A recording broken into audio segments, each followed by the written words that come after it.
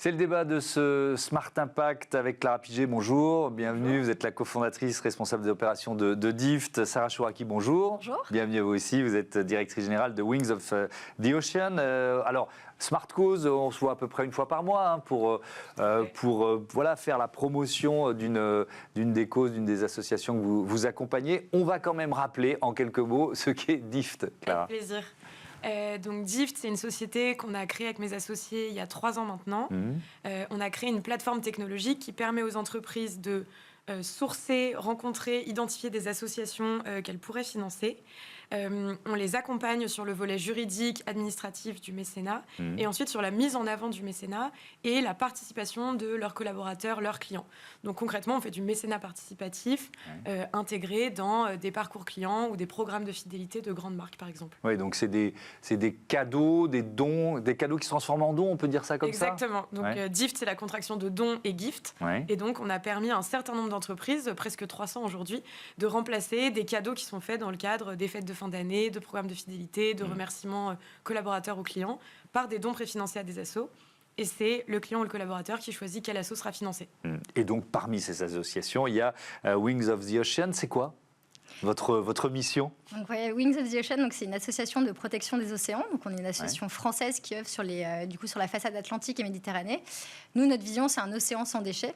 Aujourd'hui, il faut savoir que chaque minute, il y a un camion de déchets qui se déverse dans l'océan. Donc, je crois que l'émission, elle dure à peu près 10 minutes. Il y aura 10 camions, jusqu'à que tout le monde se le dise.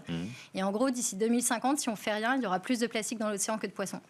Et donc, nous, on veut éviter ça parce que la bonne santé de l'océan, c'est notre bonne santé à tous. Et donc, notre mission, il y a un peu 2 axes principaux. La première, c'est de lutter et mobiliser sur le terrain pour documenter la pollution sauvage. Donc, en fait, chaque déchet, finalement, c'est une donnée pour des scientifiques.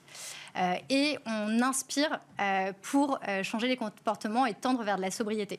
Parce que pour nous, la solution, elle passe aussi par moins produire de plastique pour qu'il y en ait moins dans la nature. Évidemment. Avec quelques chiffres, 145 tonnes de déchets ramassés en 1300 collectes, 50 000 personnes sensibilisées. Une collecte, ça se passe comment ? C'est à l'embouchure du fleuve, c'est sur le littoral. Où est-ce que vous êtes le plus efficace en quelque sorte? Oui, tout à fait. Mais en fait, il faut savoir que 80% des déchets qui finissent dans l'océan viennent de l'intérieur des terres. Donc nous, on a décidé de faire nos actions à terre, donc sur les littoraux et parfois sur les fleuves. On a 2 façons d'opérer. On a à la fois ce qu'on appelle des missions, c'est-à-dire qu'on va accueillir des bénévoles qui vont s'engager pour 1 mois minimum et qui vont être formés et qui vont faire en moyenne 3 actions de ramassage par semaine. Donc ça veut dire quoi? On se balade En fait, on choisit une zone. Elles sont assez prédéfinies parce que souvent on revient sur les mêmes zones aussi pour comparer d'une année sur l'autre ou d'un mois sur l'autre. Et on va installer une grande bâche et après, du coup, on va être avec nos bénévoles et parfois du grand public. C'est toujours ouvert comme action. Et donc, on va ramasser le plus de choses en un certain temps et après, on va étaler les déchets sur la bâche, on va les trier, on va les peser et après, on va les renseigner dans un outil de sciences participatives qui va être destiné aux scientifiques, aux communes pour pouvoir comprendre en fait qu'est-ce qu'on trouve sur les plages. Clara Piget, pourquoi cette association, vous avez décidé, parce que vous sélectionnez évidemment les associations que vous proposez aux entreprises, qu'est-ce qui vous a séduit?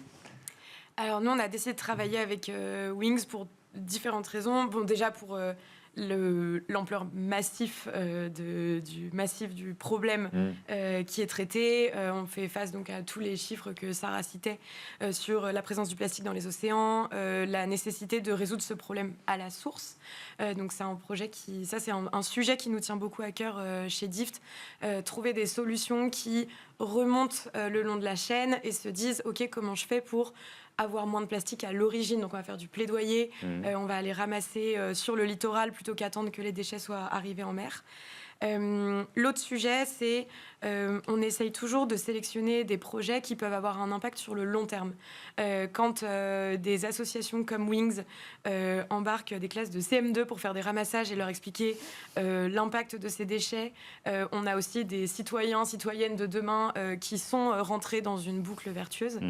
Et aussi, c'est une asso qui a pu se déployer sur tout le territoire avec des antennes de bénévoles et donc on voit qu'il y a un impact aussi qui arrive à être présent sur beaucoup de territoires différents et donc aussi embarquer des entreprises sur plein de territoires différents. Donc ça, c'est un sujet important pour nous.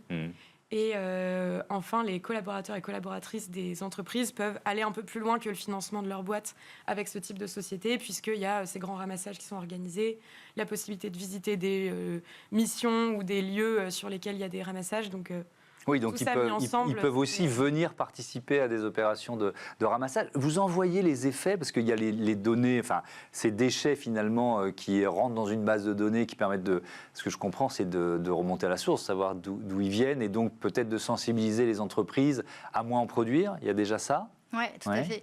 En fait, il y a ça, c'est de se rendre compte en fait, que ces déchets qui sont produits, même s'il y a de la collecte et du recyclage qui existent, en fait, il y en a toujours qui finissent à la mer et c'est pas possible. Donc, c'est complètement dire aux marques, et parfois on a les noms des marques, donc c'est aussi il y a une consolidation au niveau mondial de ce problème mondial parce que les fabricants sont des grosses entreprises souvent. Et il y a quand même se rendre compte. Donc, à la fois, on a parfois des bonnes nouvelles.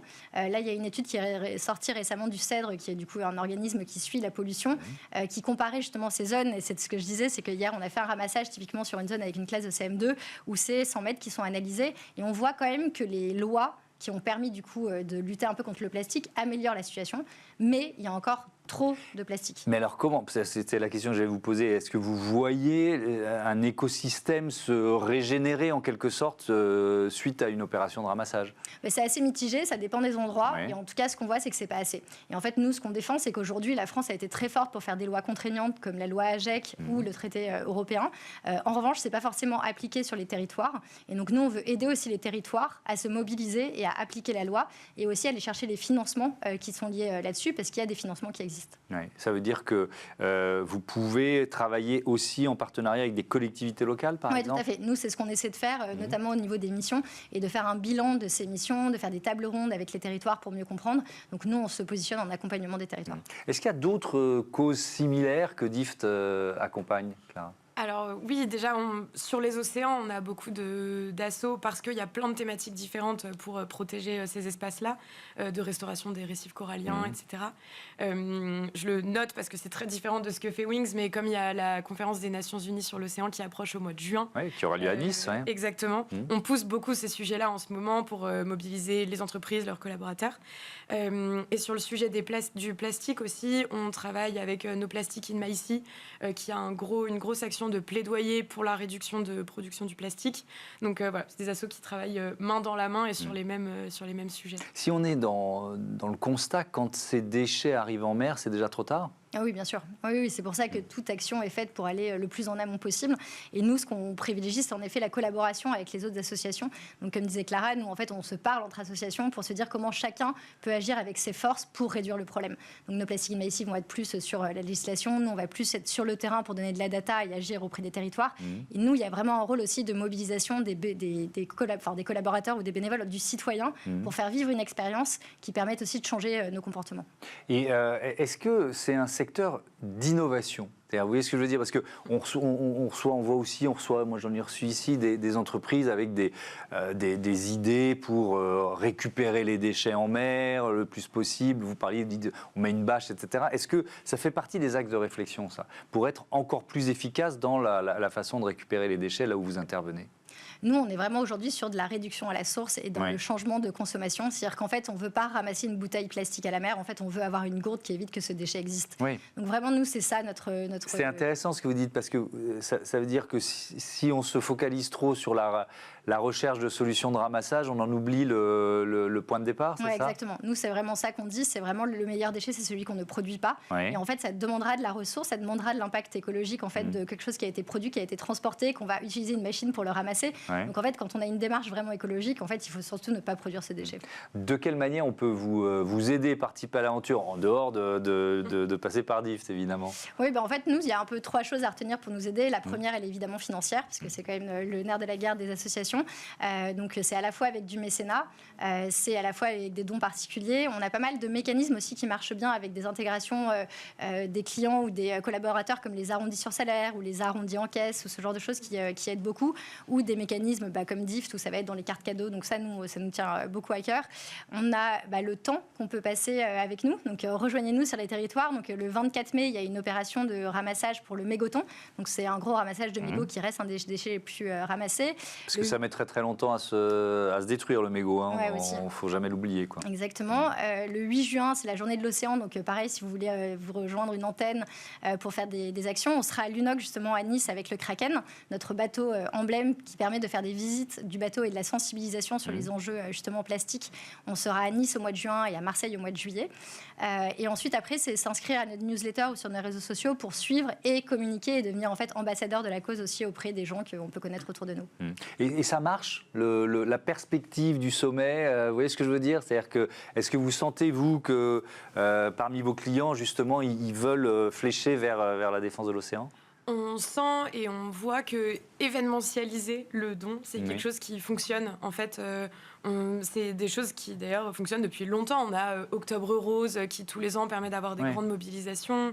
La Journée pour les droits des femmes est aussi un moment de mobilisation. Et là, on voit que ce sommet qui a lieu au mois de juin a un peu généré un mouvement autour de l'année de l'océan. Donc on a pas mal d'entreprises qui nous ont contactés en disant comment on trouve les bonnes associations, est-ce qu'on peut organiser quelque chose à thématique pour le mois de juin. Donc oui, événementialiser, trouver d'autres occasions que la fin d'année et le calendrier fiscal pour donner, ça marche. Et ça permet aussi de créer de l'adhésion un peu plus populaire, si je peux dire, dans les entreprises. Merci beaucoup, merci à toutes les deux et à bientôt sur Be Smart for Change. On passe tout de suite à notre rubrique consacrée aux startups éco-responsables, les startups à impact.